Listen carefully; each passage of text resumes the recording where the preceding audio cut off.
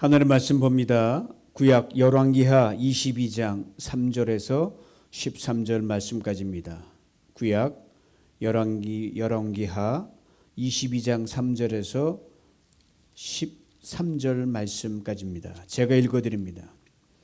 요시야 왕 18년에 왕이 무술람의 손자 아살랴의 아들 서기관 사반을 여호와의 전에 보내며 가로되 너는 대제사장 힐기야에게 올라가서 백성이 여호와의 전에 드린 은 곧 문 지킨 자가 수납한 은을 계수하여 여호와의 전 역사 감독자의 손에 붙여 저희로 여호와의 전에 있는 공장에게 주어 전에 퇴락한 것을 수리하게 하되 곧 목수와 건축자와 미장이에게 주게 하고 또 제목과 다듬은 돌을 사서 그 전을 수리하게 하라 하니라.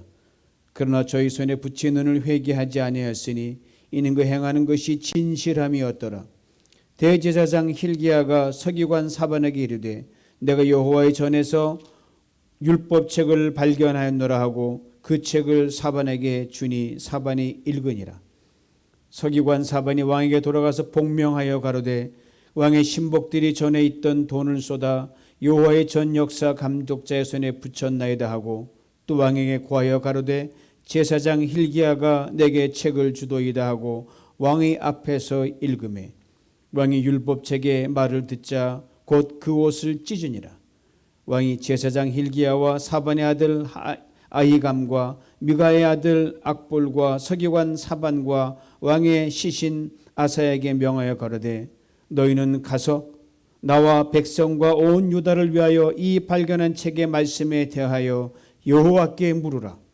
우리 열조가 이 책의 말씀을 듣지 아니하며 이 책에 우리를 위하여 기록된 모든 것을 준행치 아니하였으므로 여호와께서 우리에게 바라신 진노가 크도다. 아멘. 간밤에 편히 주무셨는지요? 연일 무더운 날씨가 계속되고 있습니다. 습도까지 높아서 요즘 느끼는 그 몸의 체감 온도는 상당히 높습니다. 어제 오늘 100도를 훌쩍 넘어 저도는 115도까지 온도가 치솟으면서 열대 현상까지 나타나고 있습니다. 그러니까 터스틴 어바인 다 100도를 넘었더라고요. 예전 같으면 도서관이나 쇼핑몰에 가서 에캉스, 즉 에어컨을 쬐면서 바캉스를 할 수 있었는데 요즘 코로나 바이러스 때문에 마땅한 도피처를 찾기가 쉽지 않습니다. 그래서 저 개인적으로는 이렇게 바캉스를 즐기고 있습니다. 제 바캉스 이름은 이렇습니다. 호비케이션. 세 단어를 합쳤습니다. Home, Bible, Vacation. 홈에서 앞 두 자를 따서 HO, 바이블에서 앞 두 자를 따서 BI, 그리고 Vacation에서 뒷부분 첫 자를 따서 Cation을 따서 만들었습니다. Hobication. 가정에서 말씀과 함께하는 바캉스. 이해 가시겠습니까? 제가 생각해도 잘 맞는 것 같아요.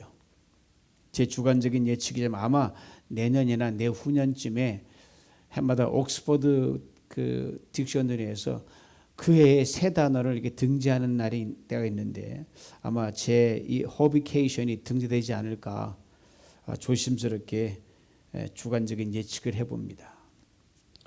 얼마 전부터 말씀 쓰기를 하고 계시니까 여러분도 지금 호비케이션을 하고 계시는 것이면 틀림없습니다.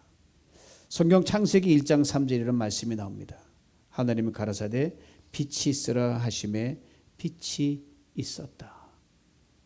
이 말씀을 근거로 우리는 하나님을 이렇게 설명합니다. 말씀하시는 하나님, the speaking God. 자, 하나님 말씀하시는 어떻게 되었어요? 깜깜한 세상이 환해졌습니다.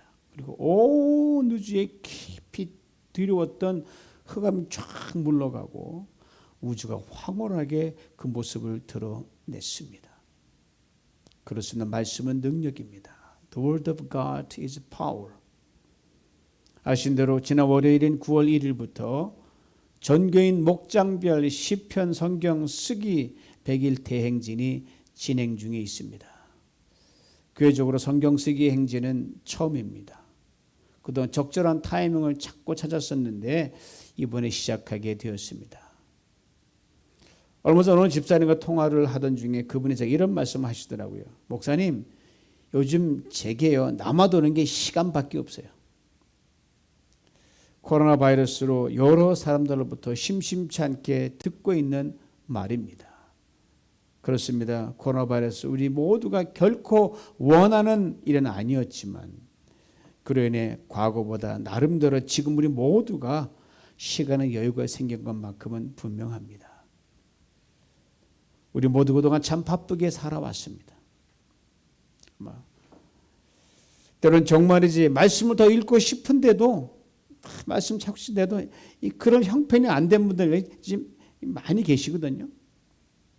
안타까운 적도 있었습니다. 이번 기회에 하나님의 말씀에 더 가까이 다가가시고 더 깊이 잠기는 우리 모두가 될 수 있기를 원합니다. 특별히 성경 쓰기에 적극적으로 도전하십시오. 벌써 기적이 나타나고 있습니다. 여러분 모르셨지만 간밤에 대단한 일이 저한테 일어났습니다. 어제 저녁 오후 4시부터 오늘 새벽 5시 넘어서까지 정전이 됐습니다. 원래 오늘 하루 종일 정전이 된다고 예보를 받았기 때문에 다른 건 괜찮은데 이 예배 드리는 것이 걱정이 되더라고요. 그래서 믿음으로 다 그렇지만 준비를 해야 되니까 가정용 발전기를 구해다가 다 만반에 준비해 놓고 기름은 못 샀으니까 새벽에 일찍 가려고 하는데 그다음에 깜깜 보여야죠. 그 플래시라이트 피고 옛날에 호롱불 켜고 공부하듯이 서당에서 말씀을 읽고 쓰고 묵상하는 중에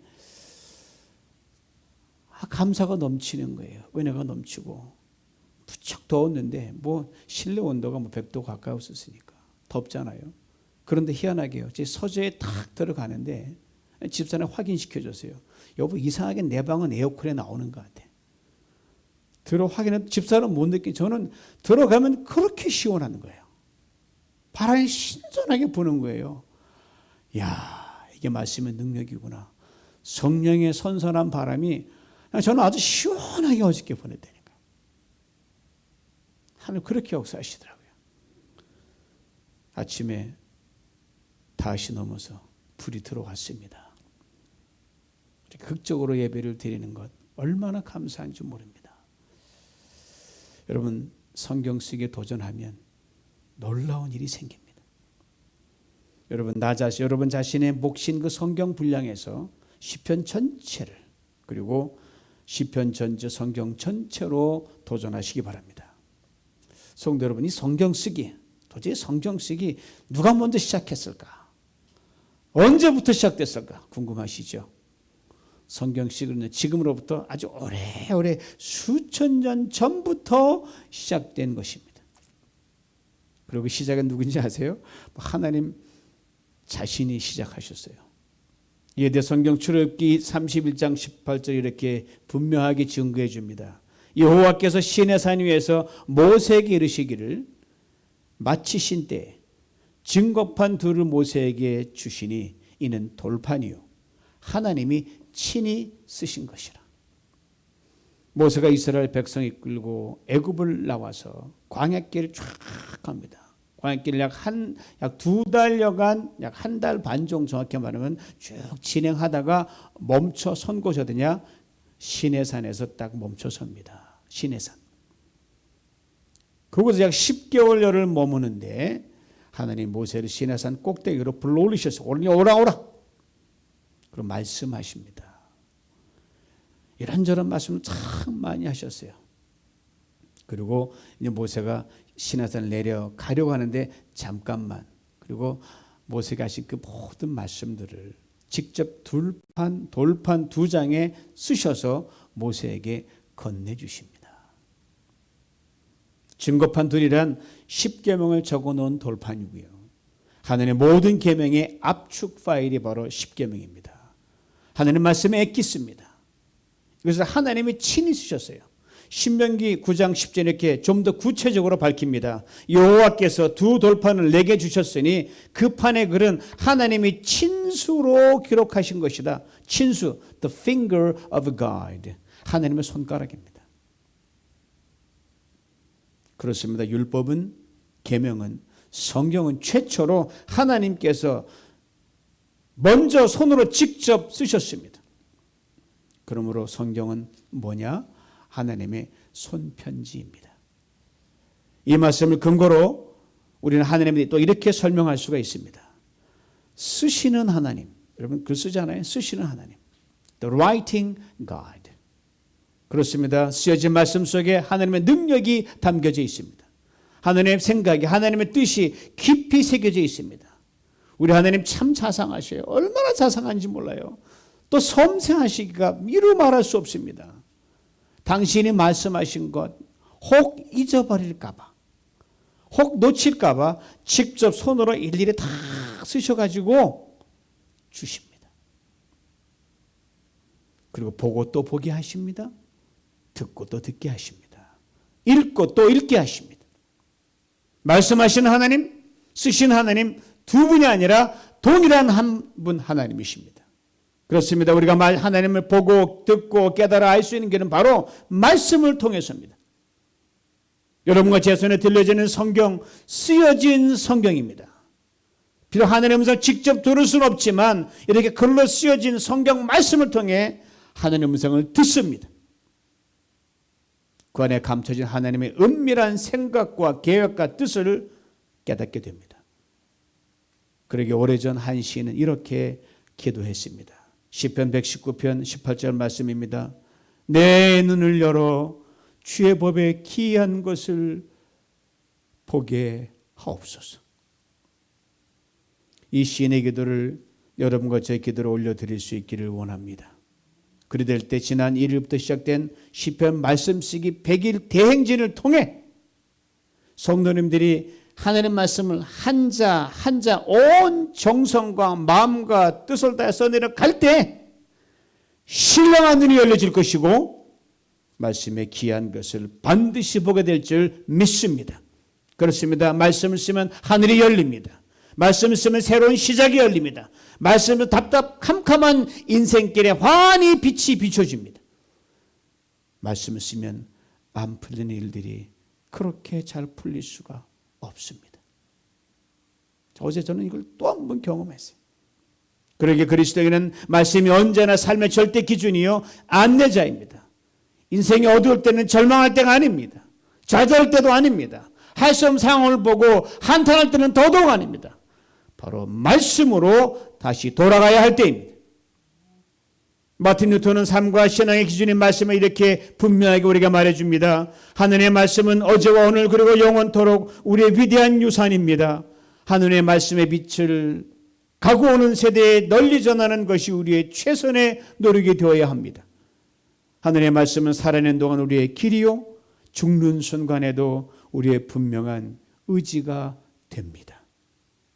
주님, 시간이 존재하는 동안 당신의 교회가 모든 세대 속에서 더 견고히 서게 하여 주옵소서.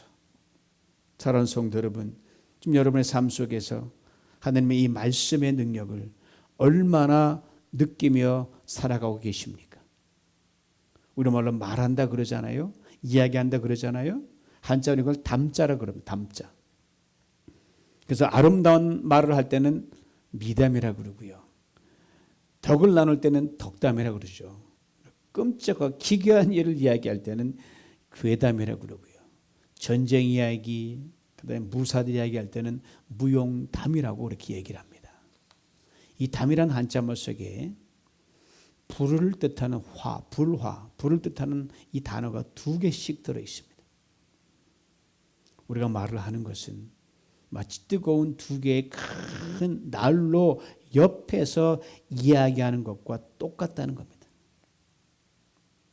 그러면 우리가 말을 할 때는 이 말의 입에서 불의 힘이 팍팍 튀어나오는 거예요. 여러분, 사람의 말에도 불의 힘이 튀어나온다고 하면 하나님의 말씀은 뭐 두말할 필요가 없는 거 아니겠습니까? 그런데 이 엄청난 하늘의 말씀이 능력이 되어서 우리들의 삶에서 그 힘을 발휘해야 되는데 발휘하지 못하고 잃거나 약화될 때가 있습니다. 여러분, 하나님의 말씀이 한낱 종이에 쓰여진 그냥 글자로 딱 멈춰 버릴 때가 있습니다. 성도 여러분, 하나님의 말씀이 닫혀 있는 사람이 있고요. 하나님의 말씀이 열려 있는 사람이 있습니다.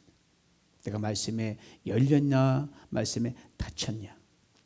아무리 좋은 하나님의 말씀이라도 여러분 닫혀버리면 하나님의 신비한 능력을 볼 수 없게 됩니다. 하나님의 능력을 경험할 수 없게 됩니다. 오늘 본문에 하나님의 말씀이 오랫동안, 참으로 오랫동안 닫혀 있었던 사람들의 이야기가 등장합니다.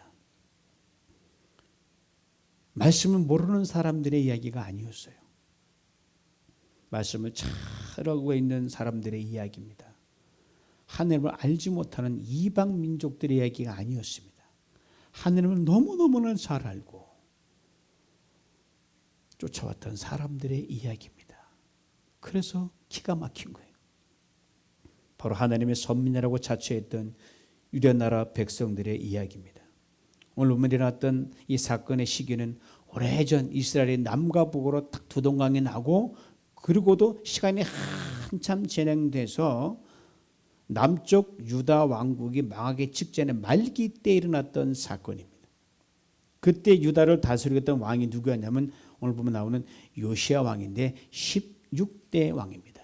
남유다에 약 19명 정도의 왕이 나타났다 사라졌다 했는데 16번의 말미에 나왔던 왕입니다. 요시야 왕의 할아버지는 누구였냐면요, 므낫세 왕으로 남유대 왕을 통틀어서, 아니 남북 다 통틀어 가지고 최고로 못된 왕, 그러면서도 가장 많이 권좌에 있었던 왕. 그러니까 완전히 엉망이 됐죠.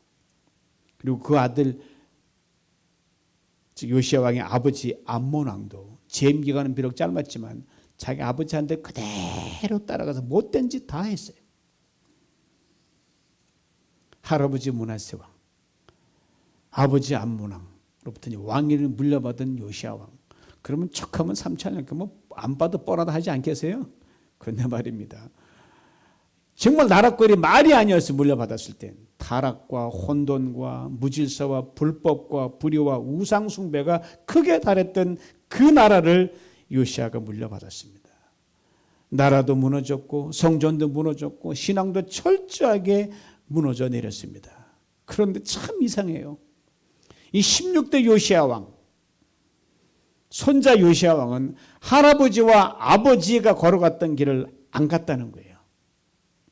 망해가는 유대 왕국에게 베풀어 주신 하나님의 마지막 덤의 은혜라고 밖에는 달리 설명할 길이 없습니다. 그 이후로 또 이어지는 왕은 최악이었어요. 저는 그래서 요시야 왕을 볼 때마다 온몸을 전 인생을 통틀어서 불꽃으로 인생을 살았던 사람, 마지막 말씀의 불꽃으로 세우며 막을 내렸던 사람이 이렇게 이름 붙이기를 원합니다. 얼마나 멋있게 살았는지 몰라요. 그 할아버지 그 손자가 아니었습니다. 그 아버지 그 아들도 아니었기 때문입니다. 할아버지 아버지가 물려 망쳐놓은 일들을 수습하니라 요시야는 정신이 없었어요. 하나부터 10개까지 이건 망가지지 않은 데가 하나도 없었어요. 총체적 부실이었습니다. 그러던 중 재위 18년째 되는 해 대대적인 개혁을 단행하게 되는데, 이를 두고 후대 사람들은 요시야 개혁, 요시야 프로젝트라고 그렇게 부릅니다. 그리고 이 개혁을 맡아 진두지휘할 사람 서기관 사반을 전권 대사로 임명합니다. 사반의 대제사장에게 가서 이 왕의 말을 전합니다. 그래서 대제사장은 성전 수리와 복과 망가진 것 다 회복시키기 위해서 태스크포스 특별 전담팀을 꾸립니다. 그리고 진행하도록 합니다. 하루는 대제사장의 사반을 보고 이렇게 말합니다. 이리 와보라고. 내가 하나님 전을 오늘 다니는데 거기서 이 율법책을 발견했다고. 그리고 율법책을 사반이 받아들고 읽었습니다. 제사장이 사반에게 한 말 한 번 더 들어보셔요. 내가 여호와의 전에서 율법책을 발견하였노라. 뭔가 이상하지 않으십니까? 율법책이라고 하면 당연히 성전 안에 있는 언약궤 옆에 있어야 하는 거거든요. 그런데 이 율법책이 어디론가 누구의 손가 뭔지 모르나 치워져 가지고 한참 동안 닫혀버린 책이, 아니 잃어버린 책이 되어버리고 말았습니다. 하나님의 말씀이 유대 백성들에게 닫혀 있는 동안 저들의 말씀의 능력이 상실된 시대, 즉 어두운 시대를 살 수밖에 없었습니다. 우상 숭배로 온 나라가 들끓었고 끊임없이 주변 강대국들에 휘달리며 지내야 했습니다. 저들이 존재하는 이유는 바로 하나님이거든요. 저들이 존재하는 이유는 바로 하나님의 말씀 율법이었거든요. 그런 저들에게 말씀이 닫혀버렸다, 말씀이 잃어버렸다, 이건 바로 존재할 이유 자체가 없어진 겁니다. 민족의 존재 이유가 없는 거예요. 구약 호세아서는 말씀을 떠난 이스라엘 백성을 가리켜 다음과 같이 말하고 있습니다. 내 백성이 지식이 없으므로 망하는도다. 내가 지식을 버렸으니 나도 너를 버려 내 제사장이 되지 못하게 할 것이요. 내가 내 하나님의 율법을 잊었으니 나도 내 자녀들을 잊어버리리라. 제사장으로부터 율법책을 받아 읽은 사반이 그걸 들고 요시야 왕에게 갔습니다. 왕 앞에서 서서 읽기 시작을 하는 겁니다. 사반이 읽어주는 하늘의 말씀을 들은 요시야 왕의 반응이 뭔지 아시나요? 예도 오늘 본문 11절은 이렇게 증거합니다. 곧 옷을 찢었더라. 이것이 바로 말씀의 능력입니다. 하늘의 말씀은 딱딱한 마음을 녹입니다. 하늘의 말씀은 굳은 마음을 살같이 부드럽게 만듭니다. 하늘의 말씀은 돌 같은 마음을 부셔버립니다. 하늘의 말씀은 교만한 마음을 낮추십니다. 하늘의 말씀, 하늘부터 멀어졌던 심령들을 하나님께로 가까이 오게 하십니다. 오늘 본문 13절에 요시야 왕이 사반과 그의 시종에게 이렇게 말하는 대목이 나옵니다. 여호와께 물으라. 하나님의 뜻을 간절히 깨닫기를 소망하는 걸 보게 됩니다. 이것이 바로 말씀의 능력입니다. 하나님의 말씀으로 닫힌 길을 열어줍니다. 하나님의 말씀 우리의 막힌 눈을 열어줍니다. 하나님의 말씀은 전에 우리가 할 수 없었던 것, 아니 하지 않았던 일들을 낱낱이 깨닫게 하시고 비로소 하게 만들어 주십니다.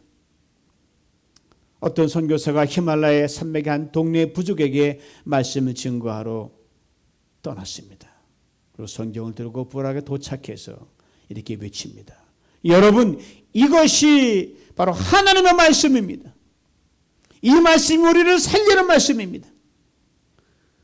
근데 바로 그 앞에서 이 선교사 말을 듣는 한 노파가 있었는데 그 말을 듣고 얼마나 뒷뜻이 기뻐하는지 모르고 이렇게 말을 하는 거예요. 우리가 그 성경을, 바로 그 말씀을 그렇게 갈급하고 찾고 있었는데 여기서 발견했군요. 이유를 물은 거예요, 선교사님이. 이런 사연이었습니다. 자신은 히말라야 북서쪽에 사는 부족이었는데 하나님의 말씀이 자신의 삶의 원리로 그렇게 살아왔다는 거예요. 하나님의 말씀을 읽고 그 말씀대로 삶이 행복하고 좋았다라고 말을 했습니다. 그런데 그들이 누군가의 핍박을 받게 됩니다.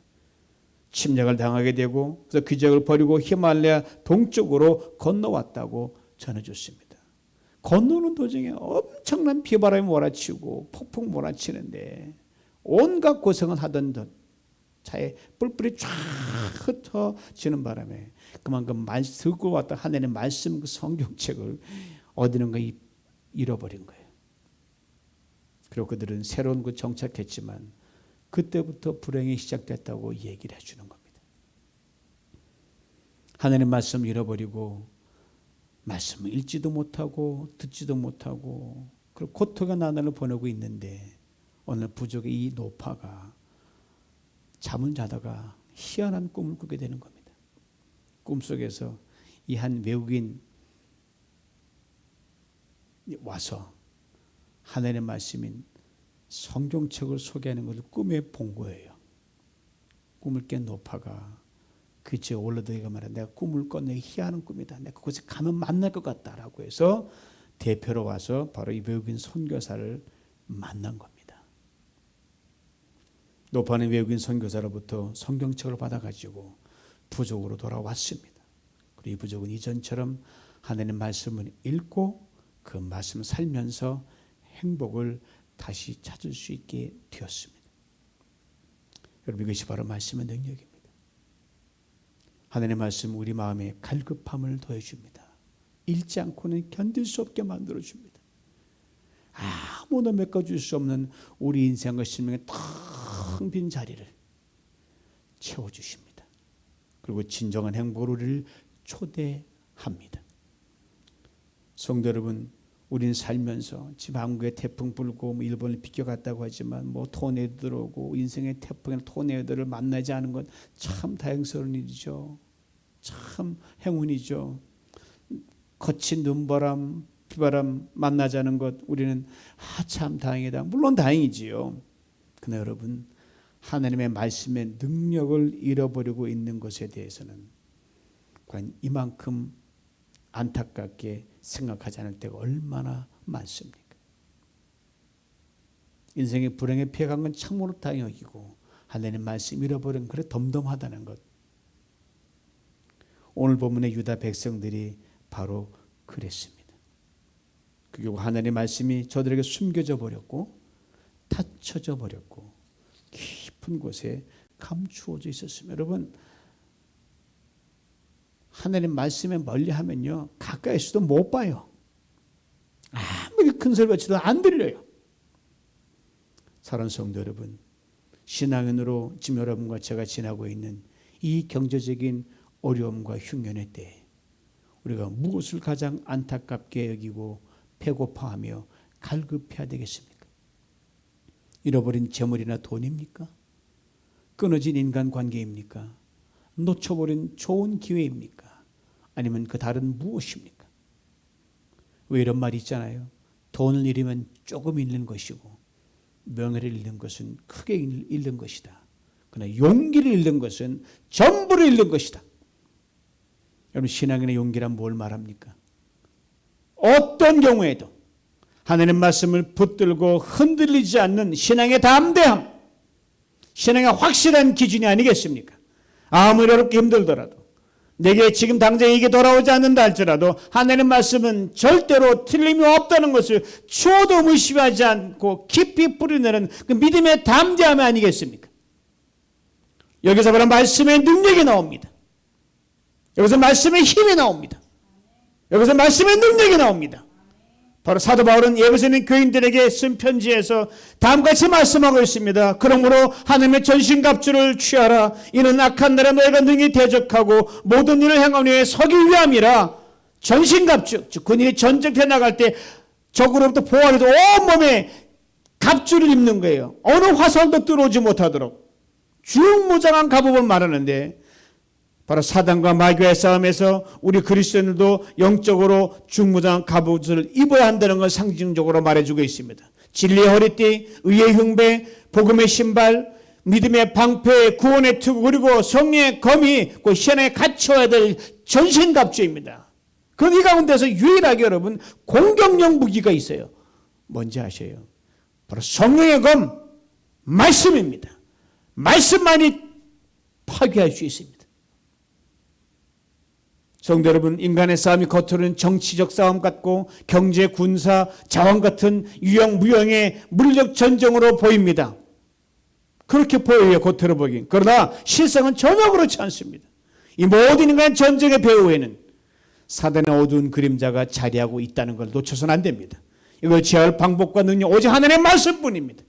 그렇기 때문에 사단은 어찌하든지 여러분과 저라가 하나님의 말씀으로부터 멀어지게 하려고 사력을 다합니다.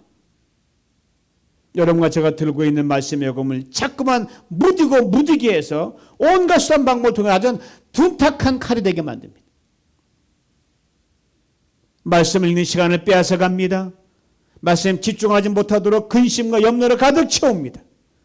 말씀을 듣고자 하는 갈급함을 자꾸자 고갈시킵니다. 거기다가 결심 단단히 먹고 이제 한번 시편 말씀 쓰기 100일 대행제를 하려고 딱 했는데 이런저런 장 나타나고 더위는 왜 더워가 집중을 못하겠는 거예요. 결심을 약하게 만듭니다. 벌써부터 다음에 하지 그러시면 혹시 계셔요? 천만의 말씀입니다. 말씀 쓰기는 결코 양보해서도 미뤄서도 중단해서도 안 되는 생명 프로젝트라는 것, 이거 꼭 기억할 수 있기를 원합니다. 며칠 전 아내가 오늘 권사님과 통화를 했어요. 대화를 나눈 중에 성경 쓰기가 화두가 된 것 같아요. 이 권사님 자녀가 셋이거든요. 이미 성경 전체를 3번 필사해서 자녀들에게 유산으로 하나씩 나눠주셨습니다. 그리고 이렇게 자신의 체험을 들려주셨습니다. 사모님, 제가 신경통, 관절통이 참 심했는데 성경 필사를 하면서 싹 나았습니다. 다시 말씀으로 돌아가는 우리 모두가 될 수 있기를 원합니다. 그리고 한자 한자 써내려가는 말씀 앞에 우리의 심령을, 우리의 삶 전체를 활짝 열어놓을 수 있기를 원합니다. 다시 찾은 율법책을 열었을 때, 틀었을 때 유대 나라 한 나라가 싹 바뀌어버렸습니다. 왕도 바뀌었고 백성도 다 변화됐습니다.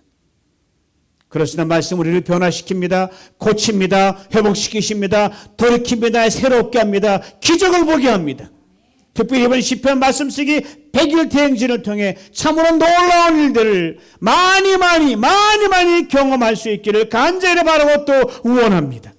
그리고 그렇게 정성껏 쓴 말씀을 사랑하는 자녀들에게 귀한 유산으로 물려준 그야말로 금상첨화가 따로 없습니다.